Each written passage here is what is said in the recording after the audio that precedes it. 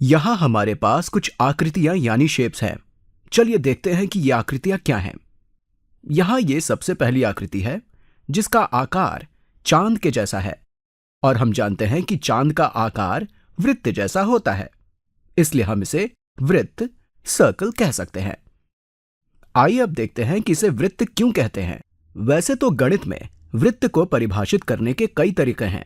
मान लेते हैं कि ये एक वृत्त का केंद्र बिंदु यानी सेंटर है। इसके बाद अगर हम इस वृत्त के केंद्र बिंदु से एक तरफ से दूसरी तरफ जाते हैं तो इसकी लंबाई उतनी ही होगी जितनी लंबाई इस रेखा की है जो वृत्त के केंद्र से होते हुए ही जाती है।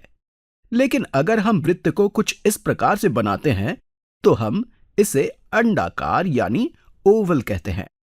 ध्यान रखें कि सारे वृत्त अंडाकार होते हैं, लेकिन ये अंडाकार वृत्त नहीं है, क्योंकि अगर हम इस अंडाकार के केंद्र से जाती हुई एक रेखा इस दिशा में खींचते हैं तो इसकी लंबाई इस दूसरी रेखा से काफी छोटी होगी जो कि इस अंडाकार के केंद्र से गुजरती है। तो इस प्रकार ये एक वृत्त नहीं है, लेकिन ये ऊपर वाला एक वृत्त है। अब आइए इस आकृति के बारे में सोचते हैं जिसकी 3 भुजाएं यानी साइड्स हैं, 1, 2 और 3। और इस आकृति में 3 कोने भी हैं, 1, 2 और 3। अगर किसी आकृति की 3 भुजाएं होती हैं तो उसे त्रिभुज यानी ट्रायंगल कहा जाता है। जब भी हम ट्रायंगल की बात करते हैं तो इसमें ट्राई का अर्थ है कि हम संख्या 3 के बारे में बात कर रहे हैं। तो ये एक त्रिभुज है जिसकी 3 भुजाएं हैं। आइए अब इन आकृतियों की ओर ध्यान देते हैं। हमें यहां पता करना है कि इनमें से प्रत्येक आकृति की कितनी भुजाएं हैं। अगर हम इनकी गिनती करते हैं तो हमें मालूम पड़ता है कि इस बैगनी रंग के आकृति की 1, 2, 3, 4 भुजाएं हैं और इसकी भी 1, 2, 3, 4 भुजाएं हैं। इसकी भी 1, 2, 3, 4 भुजाएं हैं और इसकी भी 1, 2, 3, 4 भुजाएं हैं। तो सभी की 4-4 भुजाएं हैं और जिन आकृतियों की 4 भुजाएं होती हैं उन्हें हम चतुर्भुज यानी क्वाड्रिलैटरल कहते हैं।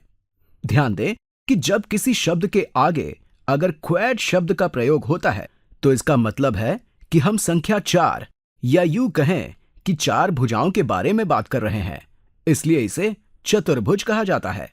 लेकिन ये सब विशेष प्रकार के चतुर्भुज हैं। आप चाहें तो इस तरह का चतुर्भुज भी बना सकते हैं जिसकी 1, 2, 3, 4 भुजाएं हैं और हम जानते हैं कि जिसकी 4 भुजाएं होती हैं उसे चतुर्भुज कहते हैं।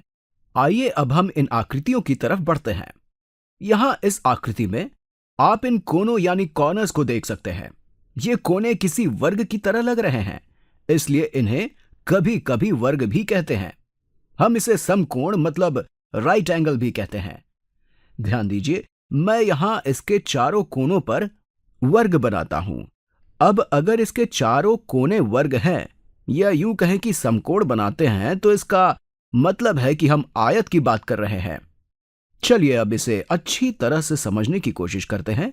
यहां नीचे ये आकृति रेक्टेंगल नहीं है, क्योंकि अगर मैं इसके कोनों पर वर्ग खींचता हूं तो ये कुछ ऐसा दिखता है। तो हम कह सकते हैं कि यहां ये दोनों भुजाएं किसी वर्ग की भुजा के जैसे नहीं है, या अगर यहां वर्ग बनाते हैं तो ये कुछ ऐसा दिखाई देगा। लेकिन इस कोने पर वर्ग नहीं बना है, यहां भी नहीं बना है और यहां भी नहीं बना है, इसलिए हम कह सकते हैं कि ये एक आयत नहीं है, क्योंकि आयत के चारों कोने वर्ग के समान होते हैं। ध्यान दीजिए, यहां पर ये कोने समकोण नहीं है, इसलिए ये आयत नहीं है और ये भी आयत नहीं है। चलिए अब इस ऊपर वाली आकृति के बारे में सोचते हैं। अगर हम इसके चारों कोनों पर वर्ग बनाते हैं तो इस आकृति के सभी कोने यानी कॉर्नर्स समकोण की तरह दिखती हैं, इसलिए ये एक आयत है। इसलिए यहां ऊपर वाली ये दोनों आकृतियां आयत हैं। अब आप कह सकते हैं कि बाईं तरफ ये बैगनी रंग की आकृति एक विशेष तरह का आयत है।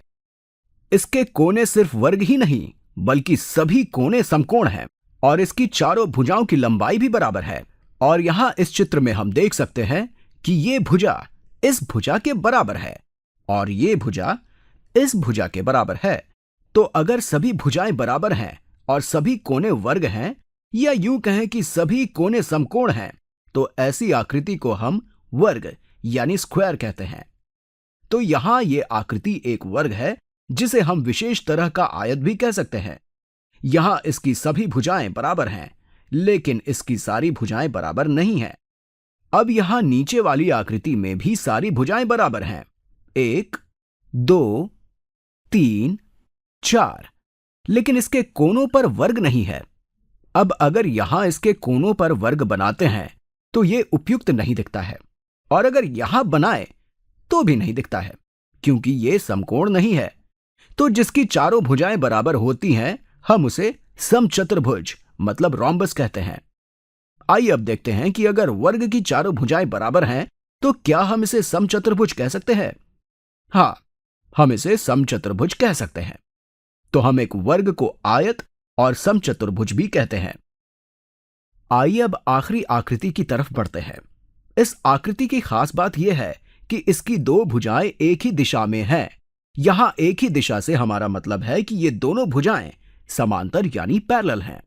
अब अगर हम यहां पर इस तरह से दो रेखाएं खींचते हैं, अब तो हम कह सकते हैं कि ये एक दूसरे को कभी भी प्रतिच्छेद नहीं करेंगी, इसलिए ये दोनों रेखाएं समांतर हैं।